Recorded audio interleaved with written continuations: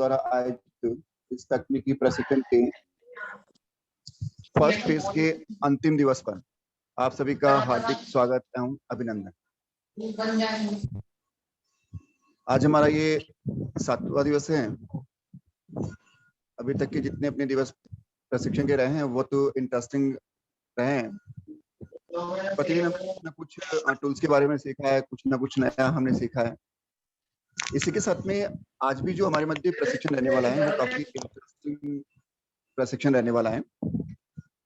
अभी तक यहाँ पे जो कनेक्ट है कार्यकर्ता में से अधिकांश कार्यकर्ता प्रधानाचार्य के नाते दायित्व देखते हैं और अधिकांश जिला सचिव और कुछ विशेष यहाँ पे आचार्य दीदी भी कनेक्ट है। जैसा कि जानते हैं दिन प्रतिदिन हमारे मध्य तकनीकी का उपयोग बढ़ता जा रहा है और तकनीकी के उपयोग के साथ ही हमें आगे बढ़ना पड़ता है। यहाँ पे विशेष रूप से दिन प्रतिदिन हमारे पास सूचना जो प्रेषित होती है वो सूचना भी आजकल सारी के सारी डॉक्यूमेंट आधारित सूचना प्रेषित की जाती है। तो हम यहाँ पे एक डॉक्यूमेंट फाइल हम कैसे बना सकते हैं, कैसे से उसका उपयोग कर सकते हैं, इसका आज प्रशिक्षण रहने वाला है। सबसे पहले क्लियर करते हैं कि डॉक्यूमेंट फाइल होती क्या है, डॉक्यूमेंट क्या होता है। जैसा कि हम लोग सभी जानते हैं कि एक डॉक्यूमेंट फाइल में हम कह सकते हैं कि अगर हमें कोई लेटर बनाना है या कोई ऐसा डॉक्यूमेंट जिसमें कोई पैराग्राफ लिखना है, ऐसी कोई सूचना जिसमें पैराग्राफ भी लिखना है, साथ में एक टेबल का उपयोग भी करना है, या ऐसी कोई सूचना जिसमें पैराग्राफ के साथ में हमें पूरी हिस्ट्री बनानी है, पूरे पैराग्राफ के मल्टीपल पैराग्राफ का हमें यूज करना है। तो ऐसे में हिंदी का फॉन्ट का उपयोग करते हुए, इंग्लिश का फॉन्ट का उपयोग करते हुए हम एक बड़े स्केल पे, लार्ज स्केल की जो फाइल तैयार करते हैं वो फाइल डॉक्यूमेंट फाइल होती है। डॉक्यूमेंट फाइल में हम किसी भी प्रकार की फॉर्मेटिंग कर सकते हैं। फॉर्मेटिंग का तात्पर्य ये है कि आप जो पैराग्राफ उपयोग में ले रहे हैं या जो आपने टेक्स्ट बनाया है या जो मैटर आप बना रहे हैं उसमें फॉन्ट कैसा होना चाहिए, फॉन्ट का कलर कैसा होना चाहिए, फॉन्ट में क्या इफेक्ट दे सकते हैं, फॉन्ट बोल्ड होना चाहिए या फॉन्ट का कलर चेंज होना चाहिए या फॉन्ट की साइज बदलनी चाहिए, ये सारी चीजें डॉक्यूमेंट की फॉर्मेटिंग करना कहलाती है। अब कैसे हम उपयोग में ले सकते हैं, कैसे हम डॉक्यूमेंट फाइल उपयोग में ले सकते हैं, वो भी देखते हैं। यहाँ पे अगर हम बात करें कि मोबाइल में हम डॉक्यूमेंट फाइल कैसे बनाएंगे, तो वो भी पहले कर लेते हैं। अगर मोबाइल में हमें कोई डॉक्यूमेंट फाइल बनानी है तो हम दो तरह के टूल्स का उपयोग कर सकते हैं। सबसे पहला टूल्स जो बहुत इजी टूल्स होता है, जिसमें कम ऑप्शन होते हैं और एक नॉर्मल जो डॉक्यूमेंट बनाना होता है, बिल्कुल सिंपल तरीका अगर हमें एक डॉक्यूमेंट बनाना होता है तो उसके लिए हम गूगल डॉक्स का उपयोग कर सकते हैं। ये भी एक गूगल की सर्विस है, जिस तरह से हमने आगे सर्विस पढ़ी थी कि कौन सी सर्विसेज हमारी गूगल की होती है। दूसरा, अगर हमें थोड़ा सा एडवांस पे वर्क करना है या एडवांस ऑप्शन का उपयोग करना है तो हम यूज करते हैं माइक्रोसॉफ्ट वर्ड। यहाँ पे दो प्लेटफॉर्म है। अगर नॉर्मल हमें डॉक्यूमेंट तैयार करना है तो हम गूगल डॉक्स का उपयोग कर सकते हैं। गूगल डॉक्स में नॉर्मल तरह की फॉर्मेटिंग के साथ में नॉर्मल डॉक्यूमेंट बहुत अच्छे से तैयार हो जाता है। एडवांस फॉर्मेटिंग के लिए अगर उपयोग में लेना है तो हम यहाँ पे माइक्रोसॉफ्ट वर्ड का उपयोग करेंगे। माइक्रोसॉफ्ट वर्ड बिल्कुल उसी तरह से काम करता है जिस तरह से हम लैपटॉप में या डेस्कटॉप में कोई डॉक्यूमेंट फाइल क्रिएट करने के लिए उपयोग में लेते हैं। चलिए सबसे पहले अपन गूगल डॉक्स को देख लेते हैं कि गूगल डॉक्स किस तरह से वर्क करेगा।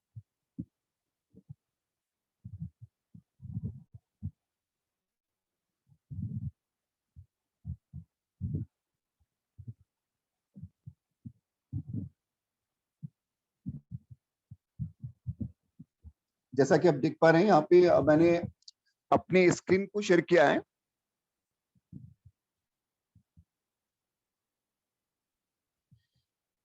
आप स्क्रीन पे देख पाएंगे बिल्कुल यहाँ पर चौथी रो के अंदर, फोर्थ रो के अंदर यहाँ पे थर्ड और फोर्थ नंबर का जो आइकन दिखाई दे रहा है, पहला आइकन दे रखा है डॉक्स का और दूसरा दे रखा है माइक्रोसॉफ्ट वर्ड का। अभी जैसे मैंने क्लियर किया था कि दो तरह के आप एप्लीकेशंस यूज कर सकते हैं, दो तरह के एप्स यूज कर सकते हैं।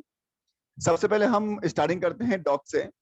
मैंने जैसे ही गूगल डॉक्स पे क्लिक किया, गूगल डॉक्स को आप इंस्टॉल करने के लिए अगर आपके मोबाइल में नहीं है, वैसे तो अधिकांश मोबाइल में गूगल डॉक्स का पूरा एक गूगल का पूरा एक सर्विसेज का फोल्डर होता है जिसमें गूगल डॉक्स है, गूगल स्लाइड्स है या गूगल वर्कशीट है ये सारी चीज पहले से अवेलेबल होती हैं। अगर किसी के मोबाइल में नहीं है तो आप प्ले स्टोर पे जाकर गूगल डॉक्स को भी डाउनलोड कर सकते हैं, और अगर आपको लगता है कि एडवांस काम करना है तो माइक्रोसॉफ्ट वर्ड को भी डाउनलोड कर सकते हैं। मेरे यहाँ पे इंस्टॉल है पहले से, मैंने गूगल डॉक्स पे क्लिक किया। अभी आप देख पा रहे होंगे यहाँ पर मेरी स्क्रीन पर जो गूगल डॉक्स में जो मैंने फाइल बनाई थी वो फाइलें मुझे यहाँ पे दिखाई दे रही हैं। रिसेंट फाइलें, जितनी भी फाइलें मैंने पहले से बना रखी हैं, उन फाइलों के कुछ प्रारूप यहाँ पे दिखाई दे रहे हैं। यहाँ पे जो भी हम फाइल तैयार करते हैं वो फाइल आपकी गूगल ड्राइव में स्टोर होती है। हमने पहले भी क्लियर किया था कि अगर गूगल की कोई सर्विस हम उपयोग में ले रहे हैं तो उस सर्विस का स्टोरेज पाथ, यानी वो कहाँ पे सेव होती है, कहाँ से हम वापस उसको उपयोग में लेंगे, तो उसके लिए गूगल ड्राइव स्टोरेज होता है जहां से आप उसे वापस उपयोग में ले सकते हैं, यूज में ले सकते हैं। मैंने यहाँ पे आप बिल्कुल देखेंगे नीचे की तरफ एक प्लस का साइन आपको दिखाई दे रहा है। बॉटम में राइट साइड में एक प्लस का साइन दिखाई दे रहा है। ये प्लस का साइन उपयोग में लिया जाता है अगर हमें नई फाइल बनानी है या नया पेज बनाना है। ठीक है, मैंने यहाँ पे प्लस पे क्लिक किया। अब यहाँ पे देखिए दो तरह के हमारे पास ऑप्शन आ रहे हैं इसमें। Choose template. टेम्पलेट क्या होता है? पहले से बना हुआ एक स्ट्रक्चर जिसको हम सीधा सीधा यूज में ले सकते हैं। काफी स्ट्रक्चर होते हैं, जैसे कि लेटर का स्ट्रक्चर कैसा होता है, रेज्यूम्स कैसे होते हैं, बायोडाटा कैसे बनाया जाता है। तो ऐसे इस तरह के कोई अगर टेम्पलेट अगर इसमें डिफॉल्ट दे रखे हैं तो आप टेम्पलेट का उपयोग कर सकते हैं। और आपको लगता है कि मुझे बिल्कुल नया डॉक्यूमेंट बनाना है, अपने अकॉर्डिंग तैयार करना है, तो मैं यहाँ पे न्यू डॉक्यूमेंट पे क्लिक करूंगा। आप देखेंगे यहाँ पे स्क्रीन पे बिल्कुल एक ब्लैंक पेज हमारे पास में आ चुका है। ब्लैंक पेज पे कर्सर यहाँ पे ब्लिंक कर रहा है, यानी आप यहाँ पे लिखना स्टार्ट कर सकते हैं जो भी आपको मैटर बनाना है। अगर वो मैटर आपका पैराग्राफ के फॉर्मेट में है तो पैराग्राफ के फॉर्मेट में आप यहाँ पे अपने मैटर को टाइप कर सकते हैं। आपको लगता है मुझे एक टैबुलेशन यूज करनी है, एक टेबल बनानी है, टेबल का उपयोग कर सकते हैं। आपको लगता है कि मुझे यहाँ पे किसी पिक्चर का भी उपयोग करना है, किसी पिक्चर का भी आप उपयोग कर सकते हैं। मैं यहाँ पे टाइप करके दिख रहा हूँ कि किस तरह से हम अपने पैराग्राफ को तैयार कर सकते हैं। मैंने यहाँ पे इंग्लिश के लेटर को लिया है और इंग्लिश में मैं कुछ टाइप कर रहा हूँ।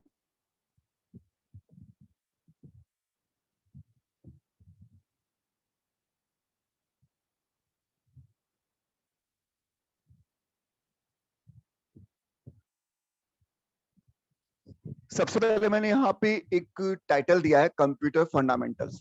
अगर मैं पैराग्राफ बना रहा हूँ या मान लो मुझे कोई नोट्स बनाने हैं, अच्छे सब्जेक्ट के नोट्स तैयार करने हैं, तो मैंने यहाँ पे नोट्स के पर्पज से मैंने यहाँ पे कंप्यूटर फंडामेंटल लिखा है। अब ये कंप्यूटर फंडामेंटल आप देख रहे हैं कि इसमें मुझे थोड़ा सा इसको फॉर्मेट करना है। जैसे मैंने कहा था कि आप डॉक्यूमेंट फाइल में फॉर्मेटिंग कर सकते हैं। फॉर्मेटिंग अपने पैराग्राफ की फॉर्मेटिंग कर सकते हैं और अपने टेक्स्ट की फॉर्मेटिंग कर सकते हैं। मैंने जैसे ही कंप्यूटर फंडामेंटल को क्लिक किया, टैब किया, तो टैब करते ही हमें सेलेक्ट की परमिशन दे रहा है कि आप इसको सेलेक्ट कर सकते हैं। अगर हमें किसी भी प्रकार की फॉर्मेटिंग करनी होती है या कोई चेंजेस करने होते हैं या बदलाव करने होते हैं तो सबसे पहले उस टेक्स्ट को सेलेक्ट करना होता है, क्योंकि कंप्यूटर को बताना होता है कि आप फॉर्मेटिंग किस पे अप्लाई करना चाह रहे हैं। ठीक है, तो मैंने इस टेक्स्ट को सेलेक्ट कर लिया, यानी अब मुझे फॉर्मेटिंग जो करनी है, जो चेंजेस करना है, वो इस टेक्स्ट पे करना है। सेलेक्ट बाद आप नीचे की तरफ देख पाएंगे, यहाँ पे बिल्कुल बॉटम में ई लिखा हुआ आ रहा है, आई लिखा हुआ आ रहा है। जिस तरह से हमने पीपीटी तैयार की थी, तो पीपीटी में भी सेम इसी तरह से ऑप्शन आ रहे थे हमारे पास में फॉर्मेटिंग करने के लिए। मैंने यहाँ पे बी पे प्रेस किया, यानी मैंने टेक्स्ट को थोड़ा सा हल्का सा बोल्ड कर दिया, गहरा कर दिया। इसी के बिल्कुल आगे की तरफ आई दे रखा है। आई होता है इटैलिक। इटैलिक मतलब थोड़ा सा तिरछा करने के लिए, एक स्टाइलिश आने के लिए। अगर इटैलिक यूज करना चाहें तो आप करिए, जरूरी नहीं है, मैं करके दिखा देता हूँ। मैंने आई पे प्रेस किया, टेक्स्ट थोड़ा सा तिरछा दिखाई दे रहा है।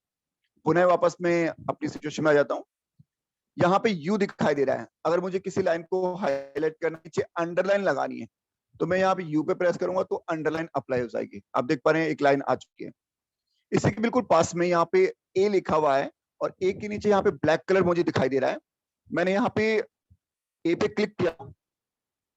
आप देखेंगे कलर बॉक्स मेरे पास ओपन हो चुका है। जो भी कलर आपको लेना है, मैंने यहाँ पे कलर अप्लाई कर दिया। अब देखिए कंप्यूटर यहाँ पे बिल्कुल अपने पोजीशन पे आ चुका है। जिस तरह से जो कलर हमने अप्लाई किया वो कलर के साथ में हमारा टेक्स्ट तैयार हो चुका है। अब बात आती है कि ये जो पेज है, इस पेज के बिल्कुल लेफ्ट साइड में दिखाई दे रहा है। काफी बार होता है कि टाइटल को हमें सेट करना पड़ता है कि नहीं, हमें तो लेफ्ट में नहीं, हमें तो सेंटर में चाहिए। तो जब भी हमें किसी टेक्स्ट को, अगर आगे पीछे करना है या उसको लेफ्ट करना है, राइट करना है, सेंटर करना है, तो इसे हम बोलते हैं अलाइनमेंट। तो अलाइनमेंट के लिए आप देखेंगे नीचे की तरफ यहाँ पे 5वें नंबर का जो हमें ऑप्शन दे रखा है ड्रॉप डाउन वाला बटन, ये हमारे टेक्स्ट को अलाइनमेंट करने के लिए यूज में लेते हैं, इसका अलाइनमेंट सेट करने के लिए उपयोग में लेते हैं। मैंने यहाँ पे क्लिक किया 5वें नंबर पे आइकन पे, आप देखेंगे पहला आइकन मेरा लेफ्ट आइकन दिखाई दे रहा है, यानी आप स्टार्टिंग जो भी टेक्स्ट लिखना चाह रहे हैं वो लेफ्ट साइड से लिखना स्टार्ट करेगा। अगर मुझे इसे सेंटर में करना है तो सेकंड नंबर का आपको अलाइनमेंट दिखाई दे रहा है, मैंने सेकंड पे क्लिक किया, देखिए मेरा टेक्स्ट बिल्कुल सेंटर में, पेज के बिल्कुल सेंटर में आ चुका है, यानी हमने इसके अलाइनमेंट को सेंटर कर दिया, बीचों बीच हमने सेट कर दिया। लगता है कि मुझे तो इसको राइट साइड में सेट करना है, मैंने राइट साइड पे कर दिया। तो आप 3 तरह के अलाइनमेंट आप यूज में ले सकते हैं, लेफ्ट अलाइनमेंट यूज कर सकते हैं, राइट कर सकते हैं और सेंटर कर सकते हैं, ये आप पे डिपेंड करता है, क्योंकि फॉर्मेटिंग करना कहलाता है। अब यहाँ पे कंप्यूटर अलाइनमेंट को मैंने सेंटर पे कर दिया। अब यहाँ पे देखिए अपने जो एरो का साइन दिख रहा है नीचे कीपैड के अंदर, जिसे हम एंटर बटन बोलते हैं, जब भी हम एंटर करते हैं तो डॉक्यूमेंट की एक खासियत होती है, जैसे मैंने एंटर किया तो ये एक नया पैराग्राफ बनाता है। पैराग्राफ का मतलब होता है मल्टीपल लाइंस, अपन जानते हैं ये पैराग्राफ जिसे हम बोलते हैं। तो अगर हमें पैराग्राफ, जैसे ही नया पैराग्राफ बनाना होता है तो हम यहाँ से एंटर पे क्लिक करते हैं, आप देखेंगे मेरा कर्सर नीचे वाली लाइन पे आ चुका है, यानी आप यहाँ से एक नया पैराग्राफ बना सकते हैं। और अब देखिए इसका कर्सर ब्लिंक कर रहा है, वो सेंटर से ब्लिंक कर रहा है। अगर मैं कुछ भी टाइप करूंगा तो सेंटर से लिखना स्टार्ट करेगा, लेकिन पैराग्राफ की जो मुझे स्टार्टिंग करनी होती है वो हमेशा लेफ्ट साइड से करनी होती है, तो मैं वापस से इसका अलाइनमेंट लेफ्ट कर दूंगा। आप देखेंगे कर्सर मेरा लेफ्ट में अरेंज हो चुका है। मुझे इसको बोल्ड नहीं करना है और इसका कलर मुझे ब्लैक ही रखना है, मैंने ब्लैक कर दिया। और यहाँ पे टेक्स्ट में बोल्ड को हटा दिया, सिंपल फॉर्मेट मैंने यहाँ पे अप्लाई। अब मान लीजिए मुझे यहाँ पे कंप्यूटर फंडामेंटल में डेफिनेशन लिखनी है,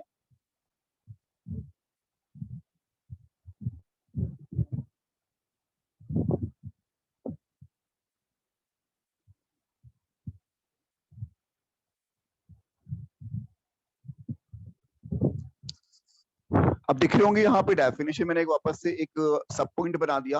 अब सब पॉइंट बनाने के बाद मेन बात हमारे पास वही प्रॉब्लम आती है कि अब टैक्स कहाँ से लेके आएंगे। तो हमने पीपीटी में भी सीखा था कि टैक्स लाने के बहुत सारे वे हैं और बहुत सिंपल सिंपल तरीके से हम अपने टैक्स को ला सकते हैं। एक बार पुनः वापस रिपीट कर लेते हैं। हमें कोई भी टैक्स यहाँ पे टाइप करना होता है तो सबसे पहला अपना स्टेप होता है कि कीबोर्ड से आप टाइप कर लीजिए। आपको लगता है मुझे हिंदी में टाइप करना है तो आप यहाँ पे हिंदी कीबोर्ड को सेलेक्ट करेंगे तो आप हिंदी में टाइप कर पाएंगे। जैसे यहाँ पे देखिए मेरे पास पे कीपैड दिखाई दे रहा है, ये जो कीपैड है वो गूगल इंडिक के नाम से है। अगर आप यहाँ पे हिंदी को टाइप करना चाहेंगे तो आप हिंदी में टाइप कर सकते हैं। आपको लगता है इंग्लिश में टाइप करना है तो मैंने इंग्लिश को सिलेक्ट किया और इंग्लिश में आप अपने मैटर को टाइप कर सकते हैं। ये तो हो गया पहला तरीका। दूसरा तरीका, अगर मान लीजिए आप टाइप नहीं करना चाहते हैं, आप इंटरनेट से सर्च करना चाहते हैं, आपको मैटर इंटरनेट से लेके आना है, आपको नहीं पता, तो आप वापस अपनी स्क्रीन से बाहर निकलेंगे, इंटरनेट एक्सप्लोरर पे क्लिक करेंगे।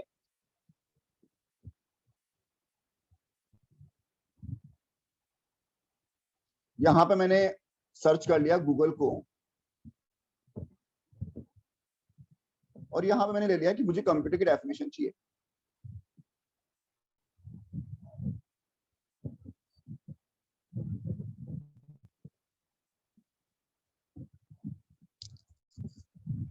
मैंने डेफिनेशन पे क्लिक किया, यहाँ पे बहुत सारी डेफिनेशन मुझे दिखाई दे रही है।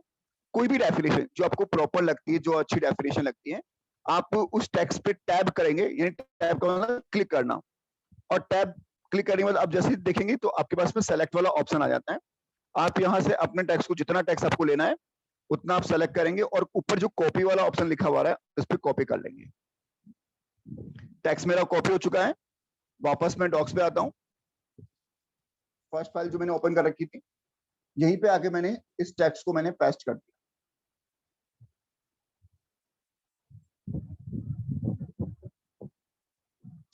अभी आप देख रहे होंगे पैराग्राफ मेरा एक पैराग्राफ आ चुका है यहाँ पर। अब पैराग्राफ आने के साथ में हमने पावर पॉइंट में स्लाइड बनाई थी, तब भी हमने क्लियर किया था कि अगर जब हम पैराग्राफ बनाते हैं तो उसका जो अलाइनमेंट है, वो अलाइनमेंट अगर आपने लेफ्ट अलाइनमेंट ले रखा है तो लेफ्ट साइड से तो बिल्कुल सीक्वेंस में आएगा, लेकिन राइट साइड में सीक्वेंस में नहीं आएगा। अगर हमें पैराग्राफ को दोनों तरफ एक ही सीक्वेंस में लेके चलना है कि लेफ्ट से भी बिल्कुल सेम सीक्वेंस पे चले और राइट से भी चले, तो हम इसके अलाइनमेंट को चेंज करेंगे। अलाइनमेंट को चेंज करने के लिए देखिए वापस वही अलाइनमेंट अपने नीचे की तरफ देखा है, अलाइनमेंट पे क्लिक किया और मैंने यहाँ पे देखिए चौथा नंबर का अलाइनमेंट आपको दिखा है, जस्टिफाई। आप देखेंगे इसकी आकृति से भी पता चल रहा है, इसके सिंबल से भी पता चल रहा है कि लेफ्ट में भी सेम है और राइट में भी सेम है। मैंने क्लिक किया यहाँ पे, आप देखेंगे पैराग्राफ मेरा बिल्कुल सेट हो चुका है लेफ्ट से लेके राइट तक। चलिए यहाँ से हमने एक दूसरे स्टेप के माध्यम से भी हमने यहाँ पे ले लिया। अगर लगता है कि हमारे पास में, जैसे मैंने पहले भी बताया था कि अगर हमें किसी बुक से मैटर लेना है तो हम यहाँ पे उपयोग में ले सकते हैं गूगल ट्रांसलेट का। अगर पूरा का पूरा मुझे बुक का एक मैटर चाहिए जो मुझे लेना होता है तो मैं बुक का उपयोग करने के लिए भी यहाँ पे गूगल ट्रांसलेट का उपयोग भी कर सकता हूँ। वापस से मैं एक बार रिपीट कर देता हूँ।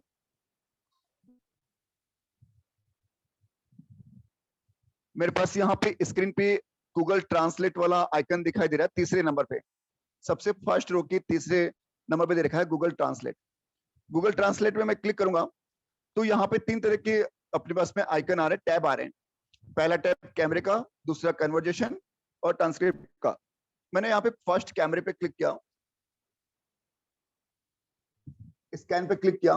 अब देखिए जैसे मेरे पास यहाँ एक बुक पड़ी है, मैंने इस बुक में से मैटर को ले लिया, यहाँ से लेके यहाँ तक का मुझे मैटर चाहिए और मैंने इसको स्कैन कर दिया।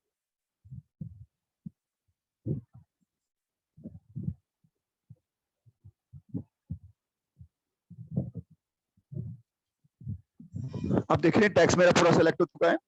सेलेक्ट ऑल पे क्लिक करेंगे हम और यहाँ पे जो ब्लू कलर का बार दिखाई दे रही है, इस ब्लू वाली बार पे आप क्लिक करेंगे। मैंने क्लिक किया, ये मेरा पूरा का पूरा टेक्स्ट जो मैंने यहाँ से कॉपी किया है वो इंग्लिश में भी दिखाई दे रहा है और हिंदी में भी दिखाई देगा। आप यहाँ पे सेलेक्ट करेंगे, इंग्लिश टू हिंदी करेंगे तो इंग्लिश टू हिंदी हो जाएगा। और अभी जैसे मैंने मैटर यहाँ से सेलेक्ट किया था वो एज इट इज उठाया मैंने। अब इस मैटर को आप चाहें तो यहाँ से सेलेक्ट कर लीजिए, कॉपी कर लीजिए।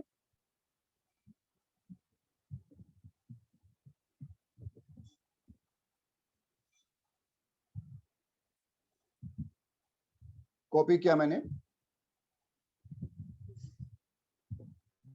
गूगल डॉक्स पे क्लिक किया और यहाँ पे नेक्स्ट पैराग्राफ मुझे लेना है, मैंने नेक्स्ट पैराग्राफ यहाँ पे ले लिया।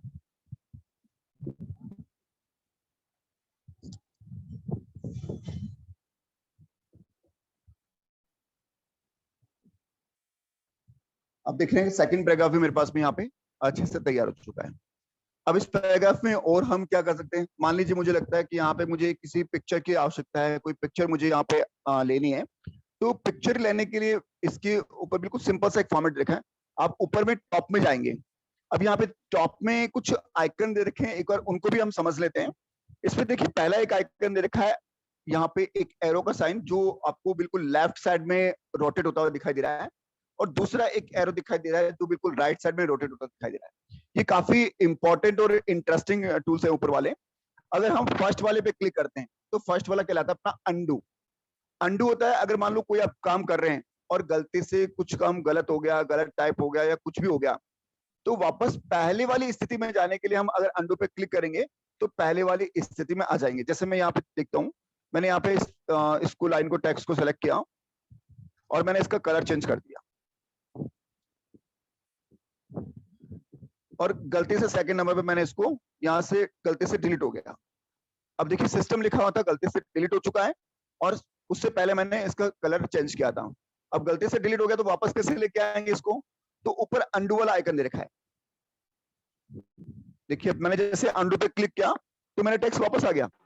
यानी आपने जो भी लास्ट में काम किया है वो काम वापस लेके आने के लिए, अपनी गलती को सुधार करने के लिए हम अंडू का उपयोग कर सकते हैं। इसके बिल्कुल पास में दे रखा है राइट साइड में एरो का साइन। राइट साइड का जो एरो क्या करेगा, अगर आपने जो अंडू से जो काम किया है उस काम को हटाना है वापस, तो आप रीडू पे क्लिक करेंगे, इसको डीडू बोलते हैं। मैंने सेकंड वाले पे क्लिक किया, अगर जैसे मैंने अभी अंडू से वापस सिस्टम को लिखा है, मुझे वापस पहले वाली स्थिति में आनी है जो अंडू से पहले की कंडीशन थी। मैंने रीडू पे क्लिक किया, देखिए अंडू से पहले वाली जो सिचुएशन थी अपनी वापस आ चुकी है। ऋतु जी व्यास, अंतिम ऋतु जी व्यास अपना माइक म्यूट करें।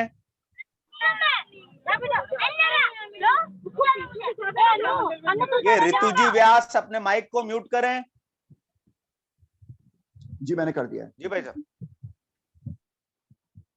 तो हम देख पा रहे थे यहाँ पे अंडू और रीडू दो चीज हमने देखी थी कि अंडू से हम करते हैं कि अगर कोई गलती से कोई टेक्स्ट डिलीट हो गया हो या हमने जो भी चेंजेस किया उस चेंजेस को वापस हटाना हो, तो ऐसे में हम अंडू का उपयोग कर सकते हैं। और अंडू से जो चेंजेस किए हैं उसको वापस हटाने के लिए हम रीडू का उपयोग करते हैं। ये ऊपर वाले दोनों टूल्स मुझे लगता है कि क्लियर हो गया, क्योंकि इंपॉर्टेंट है। हम काम करते हैं और काम करते करते कभी ऐसी गलती हो जाती है तो हम अंडू का अच्छे से उपयोग कर सकते हैं। तीसरा, इसके आगे ए लिखा हुआ है और ए के पास में कुछ बार बनी हुई है, छोटी छोटी, पहली बड़ी बार फिर छोटी बार। ये अपनी बार जो होती है अपनी फॉर्मेटिंग के लिए होती है, टेक्स्ट की फॉर्मेटिंग के लिए, कि आप इसमें और कोई फॉर्मेटिंग करना चाह रहे हैं किसी प्रकार से, तो फॉर्मेटिंग आप अप्लाई कर सकते हैं। जैसे मैंने इस पैराग्राफ को सिलेक्ट कर लिया और मैंने ए पे क्लिक किया। आप देखेंगे बिल्कुल नीचे की तरफ मेरे पास में फॉर्मेटिंग, टेक्स्ट फॉर्मेटिंग आ चुकी है। टेक्स्ट फॉर्मेटिंग में अब सबसे पहले स्टाइल आपको दे रखा है। आपको लगता है कि जो पैराग्राफ मैंने सेलेक्ट किया है इसकी स्टाइल थोड़ी चेंज होनी चाहिए। देखिए यहाँ पे अलग अलग स्टाइल आपको दे रखी है। जैसे स्टाइल आप टाइटल के रूप में लेना चाह रहे हैं, टाइटल के रूप में हो जाएगा। नॉर्मल टेक्स्ट लेना चाह रहे हैं, नॉर्मल टेक्स्ट हो जाएगा। हेडिंग के रूप में किसी को हेडिंग में कन्वर्ट करना है तो आप हेडिंग में कन्वर्ट कर सकते हैं। तो ऐसी मल्टीपल हमारे पास में स्टाइल्स होती है और आप अपनी खुद की स्टाइल भी बना सकते हैं। दूसरा, यहाँ पे जो फॉन्ट लिया गया है वो एरियल फॉन्ट लिया गया है। इंग्लिश में अधिकांश या तो एरियल फॉन्ट का यूज किया जाता है, एरियल थोड़ा सा गहरा फॉन्ट होता है, या हम टाइम न्यू रोमन का यूज करते हैं। अगर आपको और भी कोई स्टाइलिश आपको फॉन्ट चाहिए तो आप स्टाइलिश फॉन्ट भी ले सकते हैं। मैंने यहाँ पे क्लिक किया, आप देखेंगे मेरे पास बहुत सारे अलग अलग तरह के फॉन्ट मुझे दिखाई दे रहे हैं। लगता है कि मुझे ऐसा फॉन्ट लेना चाहिए। देखिए आप आपने देखा होगा कभी बुक्स में इस तरह के फॉन्ट आते हैं। या मुझे और थोड़ा सा टाइम न्यू रोमन को लेना है, टाइम न्यू रोमन बिल्कुल सिंपल फॉन्ट होता है और इफेक्टिव होता है। या और कोई फॉन्ट आप लेना चाह रहे हैं, जैसा भी फॉन्ट लेना चाह रहे हैं। देखिए आप मैंने इम्पैक्ट पे क्लिक किया, इम्पैक्ट इस तरह का फॉन्ट मुझे दिखाई दे रहा है। इसके चेंजेस भी आप देख पा रहे होंगे।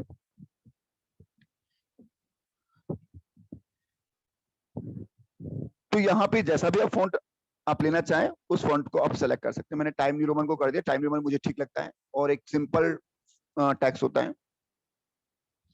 इसी के साथ में यहाँ पे नेक्स्ट फॉन्ट की साइज दे रखी है। आप फॉन्ट के साइज को बड़ा छोटा करना चाहते हैं तो आप यहाँ से देखिए प्लस पे क्लिक करेंगे। 12 साइज में रखना है, 13 में रखना है, जितना भी आपको फॉन्ट बढ़ाना है उतना रख सकते हैं। अगर हम A4 साइज पर अगर इंग्लिश का मैटर टाइप करते हैं या अगर हमें प्रिंट निकालने की आवश्यकता होती है तो अधिकतम आप जो इंग्लिश का मैटर है वो लेके चलते हैं 12 से लेके 14 के बीच में। यानी 12 से लेके 14 तक सफिशिएंट साइज होती है जो A4 साइज में अच्छे से प्रिंट हो जाती है। इसी के साथ में अपना देखा है टेक्स्ट का कलर। कलर यहाँ पे मैंने ब्लैक यूज किया है। अगर आपको ब्लैक कलर दूसरा चाहिए तो आप कलर यहाँ से सेलेक्ट कर सकते हैं। जैसा आप कलर सेलेक्ट करेंगे वो आपके अप्लाई हो जाएगा अपने पैराग्राफ में। वैसे सदाबहार कलर ब्लैक ही होता है, अगर हम यहाँ पे यूज करते तो ब्लैक कलर रखिए तो ज्यादा ठीक रहेगा। अब नीचे की तरफ देखिए यहाँ पे एक हाईलाइटर दिखा है, हाईलाइट कलर। क्या होता है कि हम जब पैराग्राफ बनाते हैं या लेटर बनाते हैं या मान लीजिए आपको ऑफिशियल लेटर बना के भेजना है तो किसी ना किसी लाइन को आप हाईलाइट कर, तो हाईलाइट करने के लिए अगर मुझे हाईलाइटर का उपयोग करना है तो मैं हाईलाइटर का उपयोग कैसे करूंगा। मान लीजिए मुझे लगता है कि यहाँ पे जो ये वाली लाइन आपको दिखाई दे रही है इस लाइन को मुझे हाईलाइट करना है, किसी को शो करना है कि ये मेन लाइन है आपकी। मैंने यहाँ से लेकर यहाँ तक की लाइन को सेलेक्ट कर लिया। सेलेक्ट करने के बाद में यहाँ पे मैंने कहा कि ऊपर वाले ए पे क्लिक करेंगे। अब यहाँ पे जो हाईलाइट दिखा है इस हाईलाइट कलर पे मैंने क्लिक किया और मैंने येलो कलर कर दिया, क्योंकि हाईलाइटर के रूप में येलो कलर यूज करते हैं या व्हाइट यूज करते हैं। तो मैंने हाईलाइटर के लिए यहाँ मैंने येलो कलर यूज किया। आप देख पा रहे होंगे स्क्रीन पे कि मेरा ये जो लाइन थी ये बिल्कुल हाईलाइट हो चुकी है। अगर कोई भी इसको पढ़ेगा तो सबसे पहले इस लाइन को पढ़ेगा, ये हाईलाइट कर रहा है, शो कर रहा है। इसी के साथ में मान लीजिए यहाँ पे मैंने पैराग्राफ तो बना लिया। पैराग्राफ में मुझे यहाँ पे किसी पिक्चर को ऐड करना है। तो अगर हमें कोई भी नया ऑब्जेक्ट, चाहे वो पिक्चर हो या कोई टेबल हो या कोई एक यूआरएल हो या एक लिंक हो, तो ऐसे किसी ऑब्जेक्ट को अगर आपको यहाँ ऐड करना है, जोड़ना है अपने पैराग्राफ के साथ में, तो हम उसे बोलते हैं इंसर्ट करना, अपने पैराग्राफ में इंसर्ट करना। तो इंसर्ट करने के लिए, ऐड करने के लिए ऊपर की तरफ देखेंगे यहाँ पे एक प्लस का साइन दे रखा है ऊपर की तरफ टॉप में। मैंने प्लस के साइन पे क्लिक किया। आप देखेंगे ऊपर यहाँ पे इंसर्ट वाला अपना एक मेन्यू खुल चुका है, उसमें लिंक दिखाई दे रहा है। अगर मान लो कोई हाइपर लिंक है या यूआरएल लिंक है तो आप वहां पे लिंक का यूज कर सकते हैं। मुझे भी यहाँ पे टेबल लेनी या मुझे यहाँ पे एक इमेज लेनी मान लीजिए, तो मैंने इमेज पे क्लिक किया। कहाँ से इमेज लेनी है, आप डायरेक्ट यहाँ पे सीधा कैमरे से भी ले सकते हैं। मान लो मुझे लगता है कि मुझे सीधी पिक्चर मेरे पास खुली हुई है और इसी बुक्स में से मुझे पिक्चर लेनी है, मैंने फ्रॉम कैमरे पे क्लिक किया। आप देख रहे हैं ये वाली मुझे पिक्चर लेनी, क्योंकि मैंने यही टेक्स्ट मैंने सेलेक्ट किया था। मैंने यहाँ पे क्लिक किया,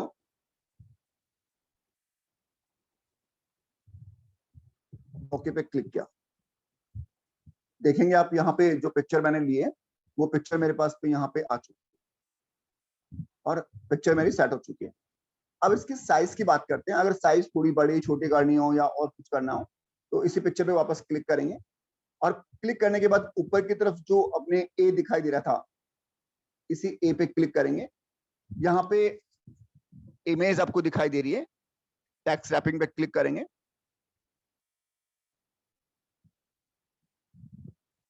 आप देखेंगे जैसे मैंने टेक्स्ट रैप पे क्लिक किया तो यहाँ पे एक सिलेक्शन वाला ऑप्शंस मेरे पास में आ चुका है। आप अपनी इमेज को छोटा करना चाह रहे हैं, बड़ा करना चाह रहे हैं, इसके साइज को जैसा सेट करना चाह रहे हैं वैसा आप सेट कर सकते हैं, ये आप पे डिपेंड करता है।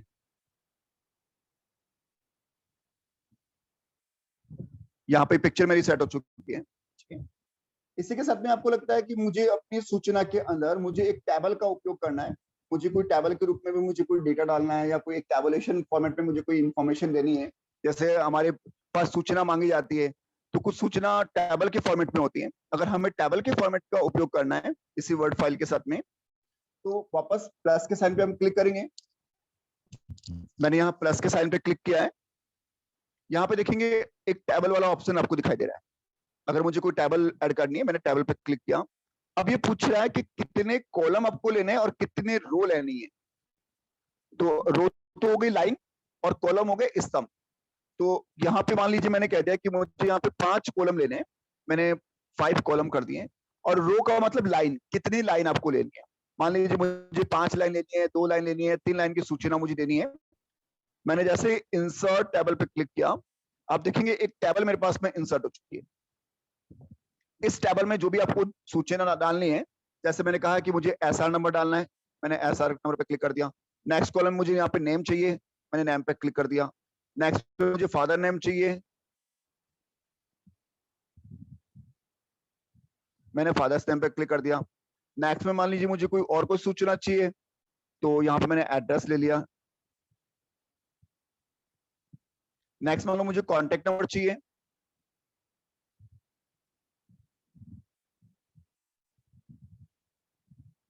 मैंने कॉन्टेक्ट नंबर ले लिया।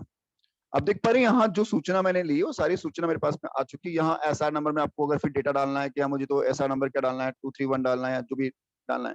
नेम में मान लो मुझे रमेश डालना है, फादर नेम मान लो मुझे मिस्टर,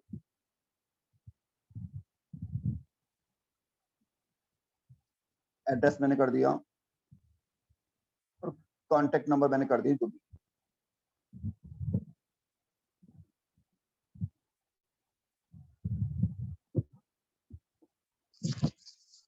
देखेंगे सारी सूचना ऐड हो चुकी है। अब टेबल तो आपने बना ली। अगर आपको लगता है टेबल बनाने के बाद में ये जो कॉन्टेक्ट नंबर का जो पूरा कॉलम है इसकी मुझे आवश्यकता नहीं है, या कॉलम मुझे पूरा का पूरा हटाना है, या नीचे जो एक लाइन आ रही है बिल्कुल ब्लैंक लाइन आ रही है, इस ब्लैंक लाइन की मुझे आवश्यकता नहीं है, तो आप सेलेक्ट करेंगे इस लाइन को। सेलेक्ट कर लिया।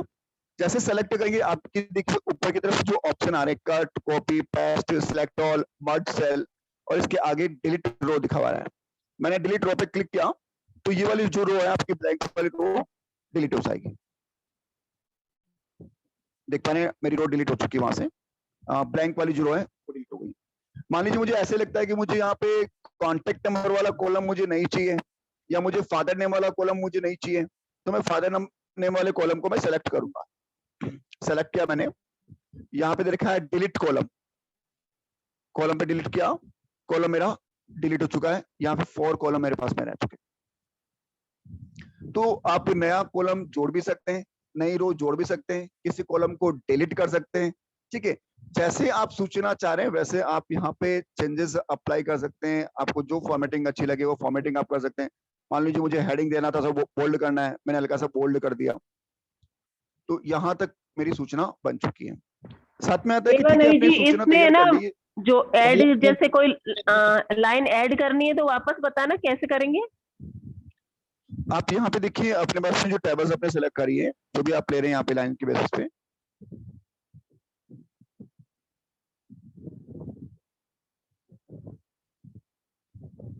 यहाँ पे देखिए डिलीट रो और इंसर्ट रो के साथ में आपके पास में लाइन शो हो रही है।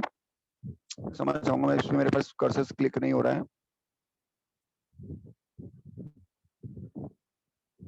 यहाँ पे ऐड वाला एक ऑप्शन सबके सामने आ जाएगा, प्रॉपर क्लिक नहीं हो रहा है।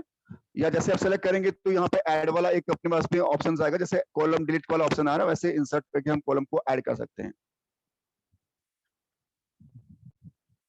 कॉलम छोटा बड़ा कैसे करेंगे? छोटा बड़ा करने के लिए आप पूरी टेबल को सेलेक्ट करें, जैसे आपको लगता है कि छोटा करना बड़ा करना। देखिए यहाँ पे मैं मूव कर पा रहा हूँ उसको, कर्सर में थोड़ा सा इश्यू हो रहा है क्योंकि साइड में दे रखा है।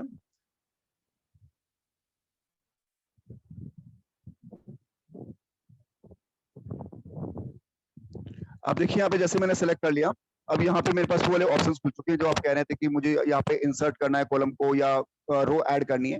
तो यहाँ पे देखिए कॉलम ऐड करने का ऑप्शन दे रखा है, इंसर्ट कॉलम।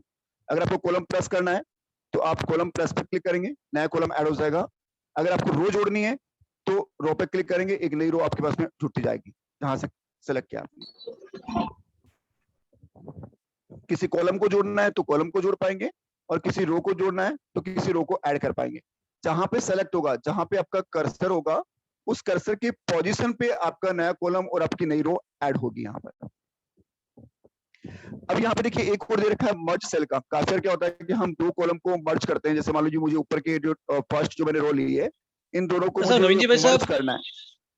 जी भाई साहब, नवीन जी भाई साहब, ये इसमें ये रो और कॉलम जो रहेगा वो किधर की तरफ आएगा? बाईं तरफ आएगा या दाहिनी तरफ बनेगा?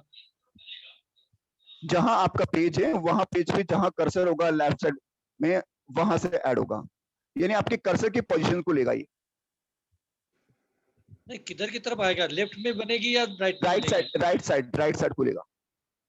राइट साइड के लिए। देखिए वापस से क्लिक कर देता हूँ। यहाँ पे दोनों ऑप्शन आपके पास पे दे रखे हैं, आप किस तरह से ऐड करना चाहते हैं। राइट और लेफ्ट दोनों ऑप्शंस को आप यूज कर सकते हैं। मैं एक बार वापस से पुनः यहाँ पे सेलेक्ट कर रहा हूँ। मान लीजिए मैंने यहाँ पे एक कर्सर यहाँ पे सेट कर दिया, ठीक है। मुझे मान लीजिए एड्रेस के बाद मुझे कोई कॉलम ऐड करना है या मुझे एड्रेस से पहले करना है, ठीक है। तो मैंने वापस यहाँ पे क्लिक किया फॉर्मेट पे। यहाँ पे आप देख रहे हैं, यहाँ पे मेरे पास में इंसर्ट कॉलम एक तो बिल्कुल लेफ्ट साइड में दिख रहा है, एक मेरे पास में राइट साइड में दिख रहा है। इंसर्ट कॉलम का ऑप्शन देखिए। अगर मैंने यहाँ पे लेफ्ट वाले पे क्लिक किया, ये लेफ्ट वाला है ना, पहला वाला, लेफ्ट वाले पे क्लिक किया तो एड्रेस के पहले जुड़ रहा है, ठीक है। अगर मैं यहाँ पे राइट वाले पे क्लिक करूंगा तो राइट साइड में जुड़ेगा। ऐसे मेरी जो रो जुड़ी हुई है, मान लीजिए मैंने यहाँ पे क्लिक कर दिया और इसके बाद में मुझे रो जोड़नी है तो मैंने यहाँ पे क्लिक किया। अगर मैं यहाँ पे इंसर्ट रो फर्स्ट वाले पे क्लिक करूंगा तो ऊपर की तरफ देखिए मुंह ऊपर दिख रहा है प्लस वाला, यानी आप इस जो आपने सेलेक्ट कर रखी है उससे ऊपर आपको रो जोड़नी है या नीचे की तरफ जोड़नी है। अगर मैंने नीचे पे क्लिक कर दिया तो यहाँ पे देखिए मेरी रो एक नीचे की तरफ ऐड हो चुकी है, यानी टॉप पोजीशन और बॉटम